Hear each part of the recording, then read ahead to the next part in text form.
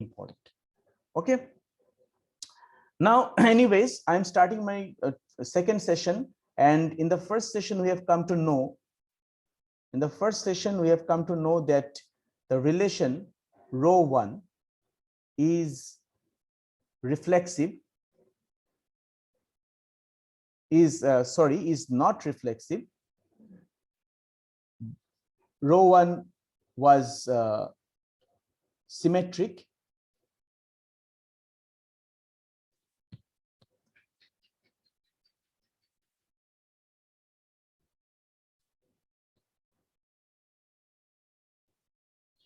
And rho 1 is not transitive. Okay. I don't know why my video is not coming. So we have come to see that this this relation rho 1, which was there, is not reflexive and is not transitive, but it was symmetric. So, but we know that a particular relation is equivalence relation if all these properties are satisfied. Otherwise not, and therefore in that case we cannot say that rho 1 is an equivalence relation. So our relation rho 1 is not an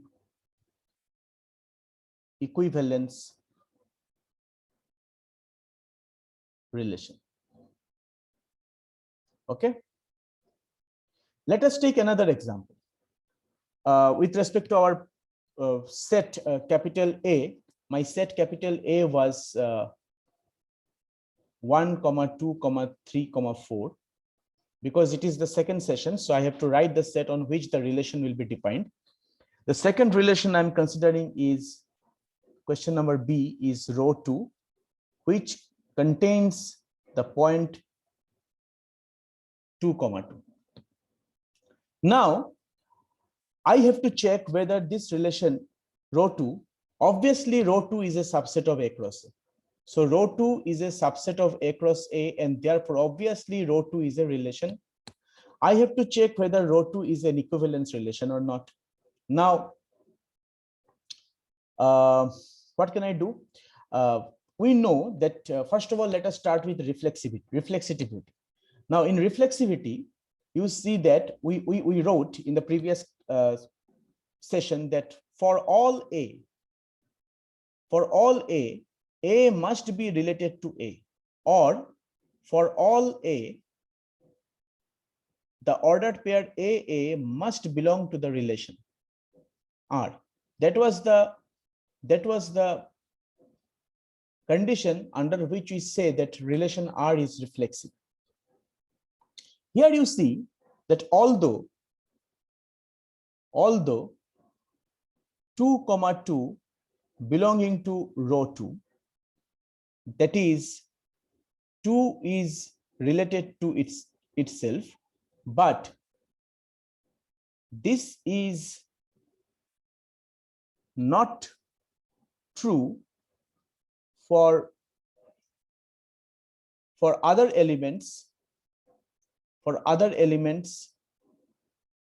of the set capital A. Say because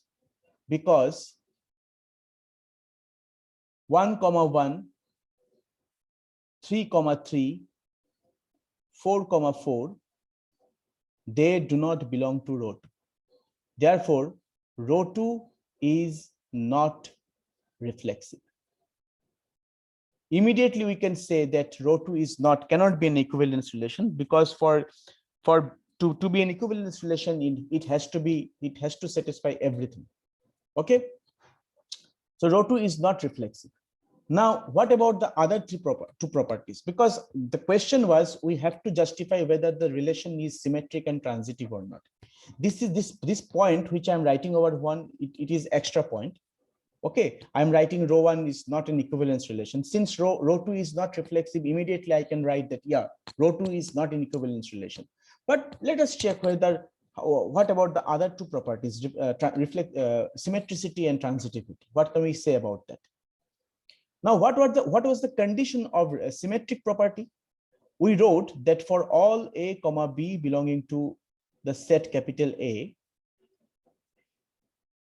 if a comma b belonging to R, then b comma a must belonging to R. Okay, or if a is related to b, then b must be related to a. Now you see that here in this particular case, in this part, for this particular element, your a is 2, your b is also 2. So obviously it is quite obvious and quite trivial that we can say that as we can see that a comma b, which is equal to 2 comma 2 belonging to row 2, this automatically implies that b comma a also belongs to row 2, and therefore this particular, because 2 comma 2 is the only element present in row 2, 2 comma 2 is the only element present in row 2, so therefore we can immediately say that once this type of relation is being satisfied, once AB is present in row 2 also contains an element like BA. Okay, now this 3 3, this 1 1, this 4 4, they are not present in row 2, so I'm not bothered about that. They were not present in row 2, and therefore row 2 is not reflexive because it is not reflecting all the elements of capital A in it. But once a particular element is present in row 2 in the relation, its mirror image must also be present in the relation. If you are present in a particular relation, then your reflection must be present in the relation. So for example, when you stand in front of a mirror and you can see the reflection of yourself inside the mirror, on the other end, the mirror gives you a kind of symmetric operation, reflection. It's a reflexive operation. You are actually connected to yourself, and it is also a kind of symmetric operations, because if you and your image are present in this with respect to this mirror, then your image and you are also present with respect to the same mirror. Okay, but if you cannot see your reflection, then that is a horrible case. So therefore, I am not bothered whether all the elements are present in row 2, but once an element is present in the relation, its image has to be present in the relation. Its mirror image has to be present in the relation, and which I can see very well from here, that AB is actually, if we consider AB to be 2 2, it is present in row 2, and its mirror image, which is also 2 2, because A and B are same, it's also present in row 2, and therefore it implies that row 2 is symmetric.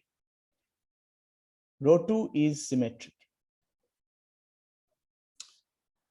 And lastly, what did I write about transitivity? In the transitivity case, we wrote that for all ABC, I'm writing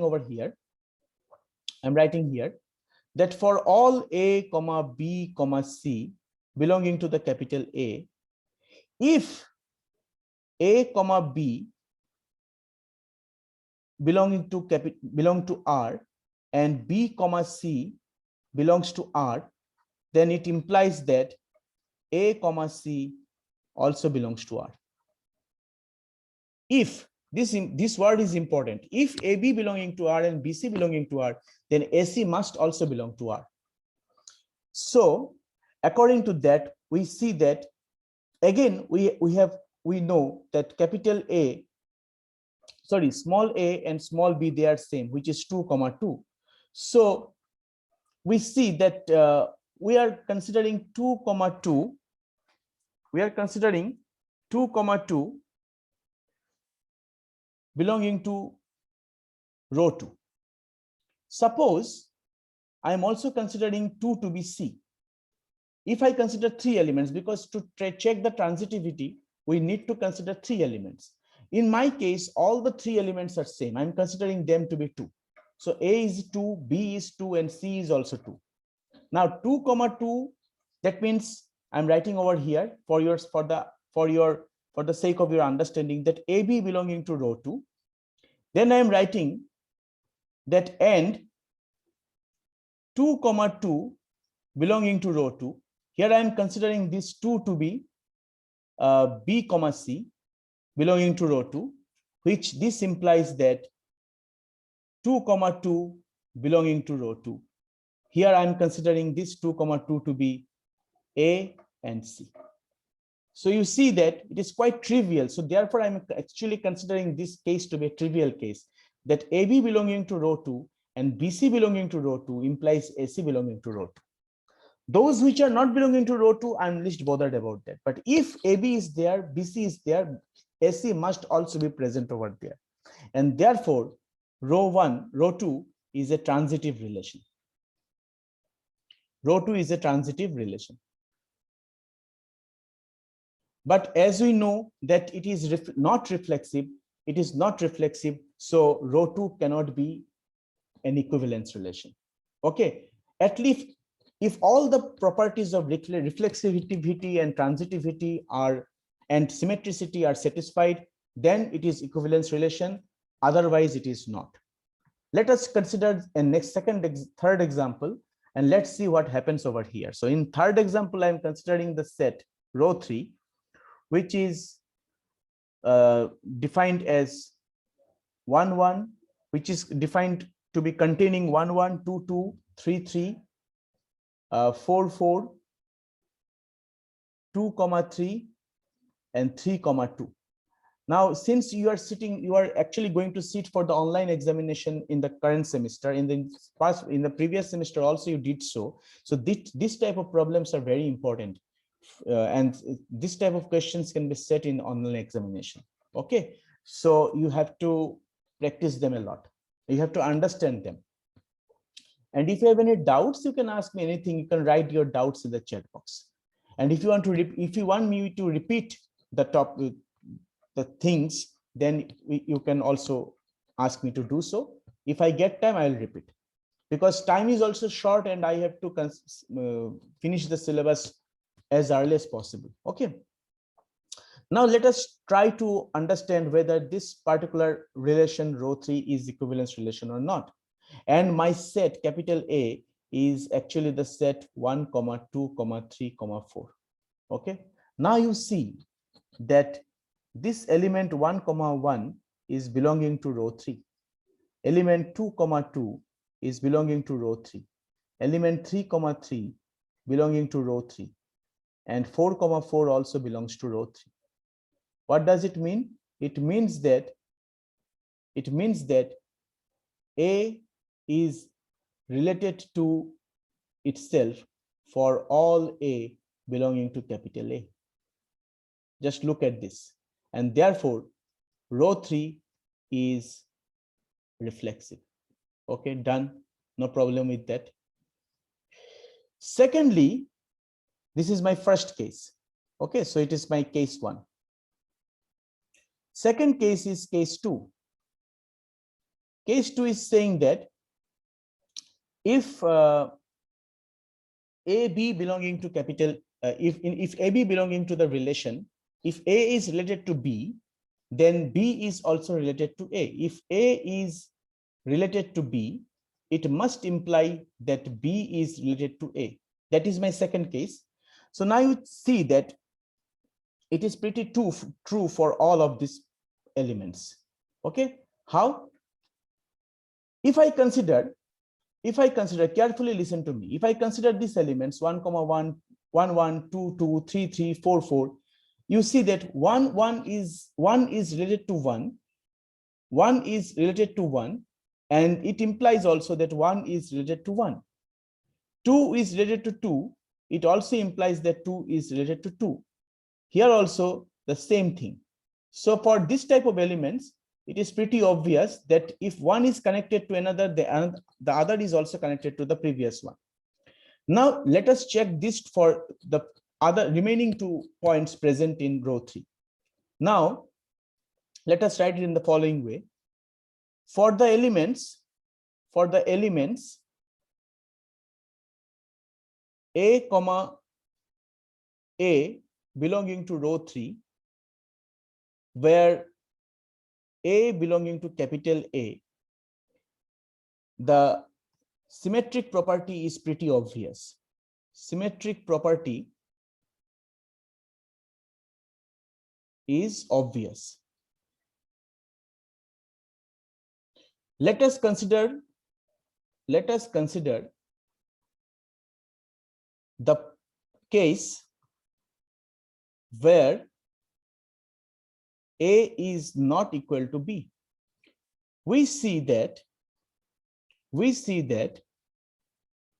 as 2, 3 belonging to row 3, this implies 3, 2 also belongs to row 3. Or if we consider 3, 2 belonging to row 3, this is the other way around. It implies 2, 3 also belongs to row 3.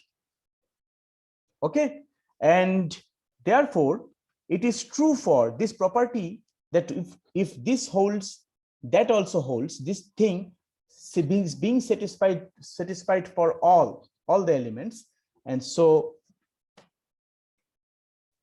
row 3 is a symmetric relation. Row 3 is a symmetric relation. Okay. Now the last one, that is case number 3. Case number 3 says that, let us try to recall what was that. If A is related to B and B is related to C, this implies that A is related to C. Now you see that again, the trivial cases are obvious. Trivial cases are obvious.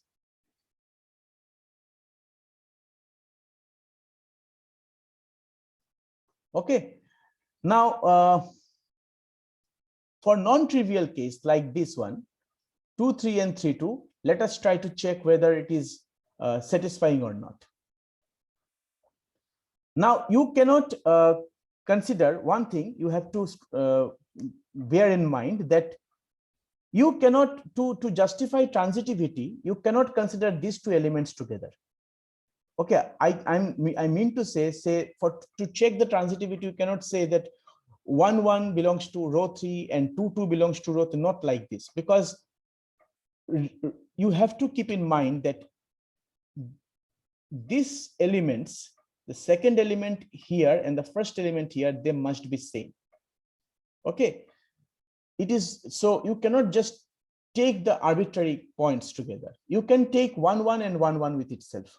You can say that 1 is related to 1 and 1 is related to 1, therefore 1 is related to 1. That cases are called, those cases are called trivial cases.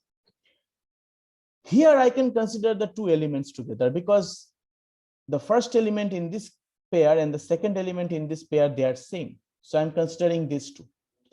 So you see, for non-trivial case,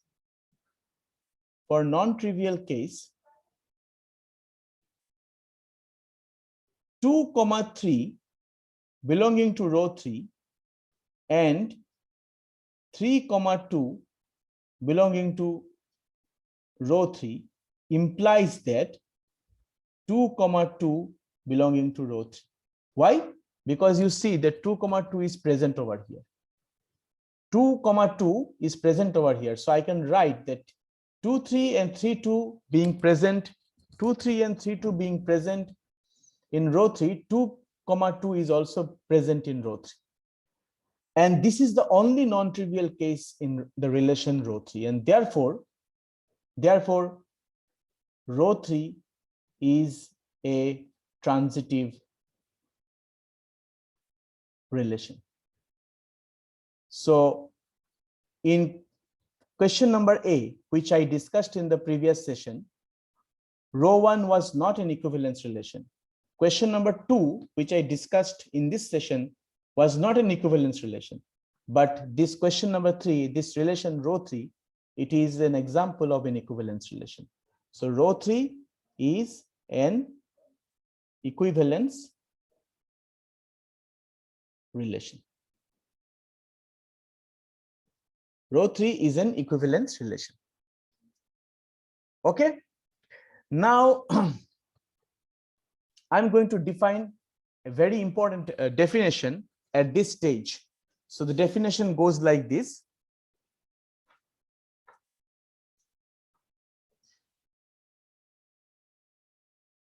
Definition of equivalence class. Okay, what is that? The definition goes like this. Let rho be an equivalence relation on a set capital X for all X belonging to capital X. Let this, let us call it as bracketed X or box X. It is not a box function, so I shouldn't use the word box X. So X is written inside the third bracket, so I'm considering it as bracketed X. So this X is a set, is a kind of set which contains all the elements of the set capital X. Try to understand the definition.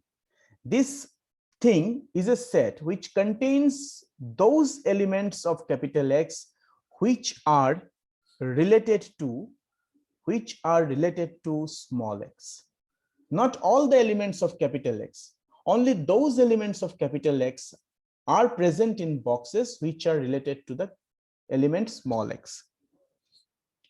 Then the set, this bracketed X is called the equivalence class, is called the equivalence class determined by X with respect to rho. Now, if you ask me that why, it's say, if you are probably were thinking that this thing is very new to you, it is not. You have studied equivalence class in your school days, primary school days. Okay, when you studied, say for example, I'm giving you an example. In your primary school days, you studied a thing like that. You considered the fraction, a rational number, half. Okay, and you were asked to find the equivalence fraction corresponding to this fraction half. So you considered fractions like -1 by -2. You considered fractions like 2 by 4. You considered fractions like 3 by 6. And you considered fractions like -2 by -4, and so on. And you say that all these fractions, -1 by -2, 2 by 4, 3 by 6, -3 by -6, -2 by -4, all these fractions are actually equivalent to that fraction. So if it is the set of rational numbers, suppose this is my set Q. Okay, now we can consider an equivalence class. We can consider an equivalence class of this form. Equivalence class means, okay, I'm telling you later on. You can consider an equivalence class like this, okay, where all these other fractions, infinitely many fractions, which are equivalent to the fraction, these fractions are equivalent to that fraction. All these other fractions will be present in this class. Okay, then you can take another equivalence class of the form 1/3, and you can consider, you can contain inside that, you can contain all the other fractions which are equivalent to the fraction 1/3.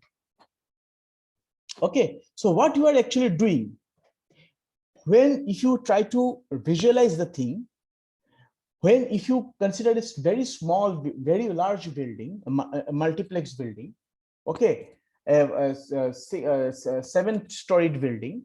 In this building, you are dividing various parts into several flats, 2 BHKs, 3 BHKs, like this. Okay, all the 2 BHK flats are in this particular building. All the 3 BHK flats are in that separate building. All the 4 BHK flats are in that separate building. So you have, according to the flat size, you are actually designing your multi-storied buildings. Okay, so we can consider all these separate buildings to be 2 BHK class, 3 BHK class, 4 BHK class, and so on. Okay, so actually what we are doing, the entire set is given to us. We are classifying them. We are grouping them together. We are considering separate groups where different types of similar items are present. Okay, the elements which are equivalent to 1/3 cannot be present in this family. The fractions which are equivalent to half cannot be present in the family of 1/3. So all the families have been separated, and that family is called the equivalence class. So studying equivalence relation actually very fundamental in the sense that we are actually interested about equivalence classes. We want to group the set into several equivalence classes, and therefore equivalence class is so fundamental in mathematics. Next comes an important theorem. It's a very important theorem. It goes like this. The theorem says that let rho be an equivalence relation on the set A, on the set capital A, then number 1, for all A belonging to capital A, the class A, the equivalence class A, is not equal to phi. Number 2, if B belonging to class A, okay, then the class A and class B are same, where A comma B belonging to capital A. And number 3, for all A comma B belonging to capital A, either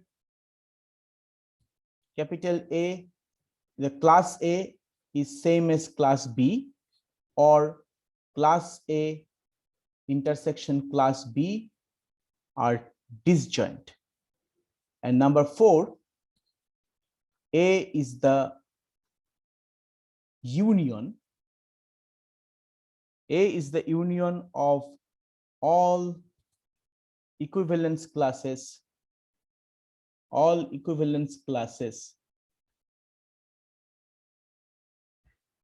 with respect to rho. That is, A can be written as union A belonging to capital A class A. Okay, I shall ask all of you to memorize this statement of this theorem. Don't forget, it's a very important theorem. Okay, and you can visualize this with respect to the example which I have set on the right hand side. Say, for example, why, first of all, let us discuss this one. Why the class A is not phi? Why is it so? Now you see that class A is not phi. I'm writing over here because if we consider an element small a belonging to capital A, let small a is belonging to capital A, and as the relation rho is reflexive. Why it is reflexive? Why this relation rho is reflexive? Because rho is an equivalence relation. So this element A is related to itself. Or we can write it in this following way, that A belonging to this relation rho.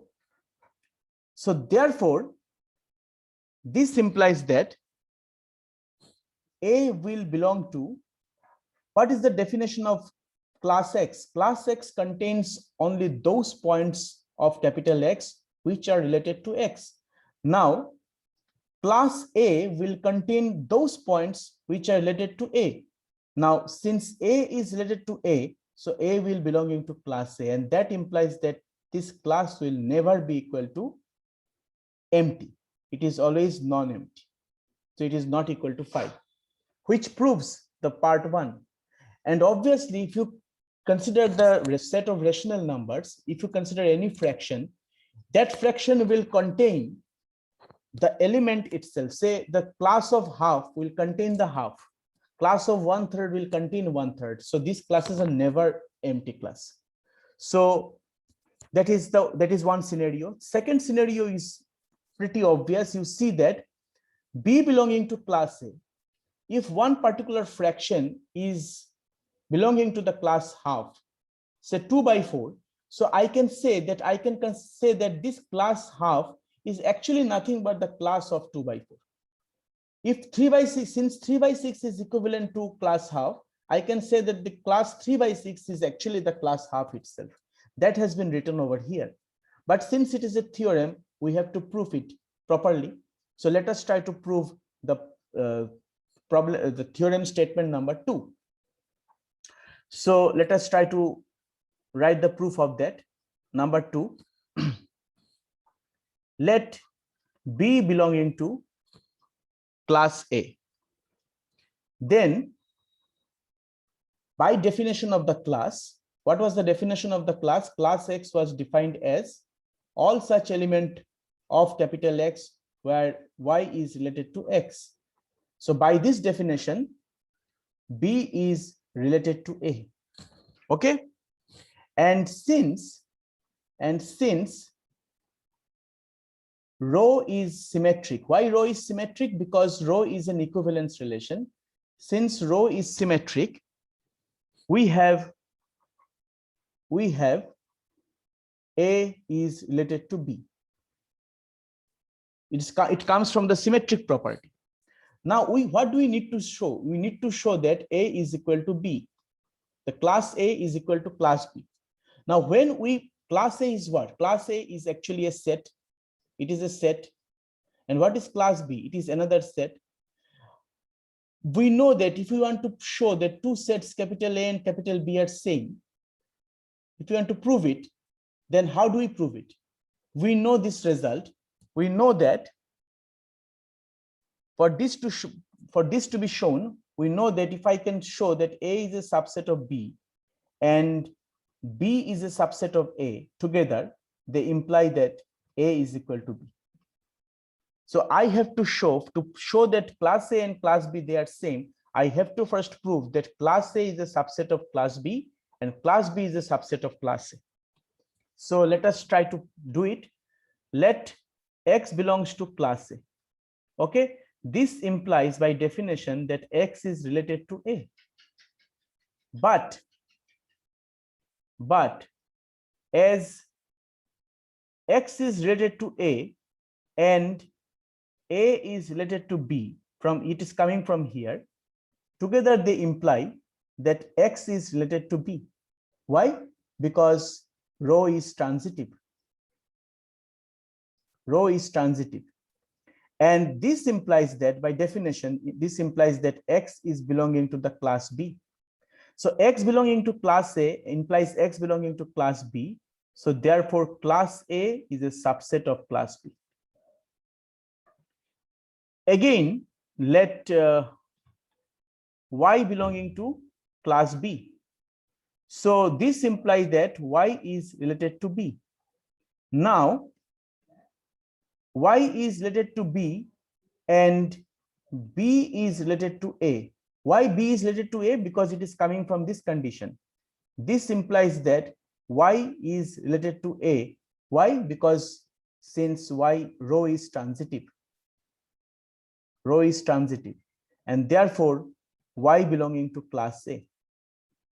So this implies that class B is a subset of class A. So if I consider this to be star and this to be double star, from star and double star,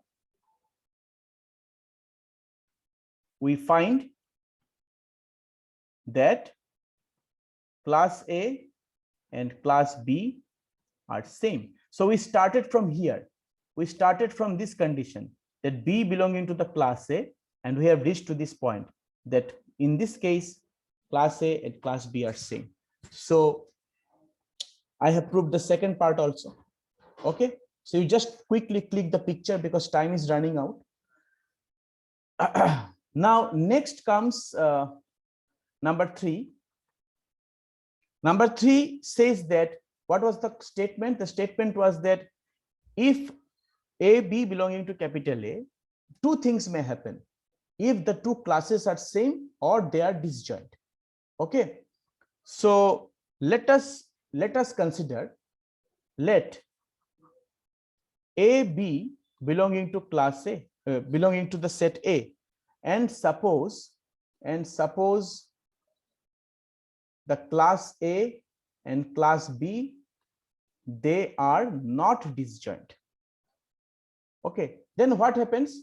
They must contain a common element. Then there must exist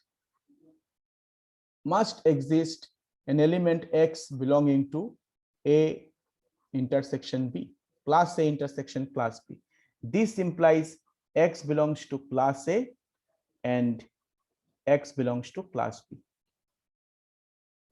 Okay, and this implies X is related to A and X is, sorry, this is belongs to related to B.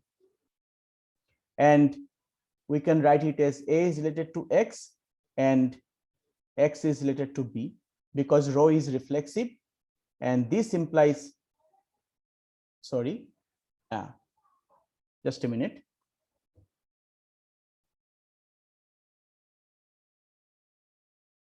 And this implies A is related to B, and therefore A belongs to class B. And if it happens that class A and class B are same from part 2.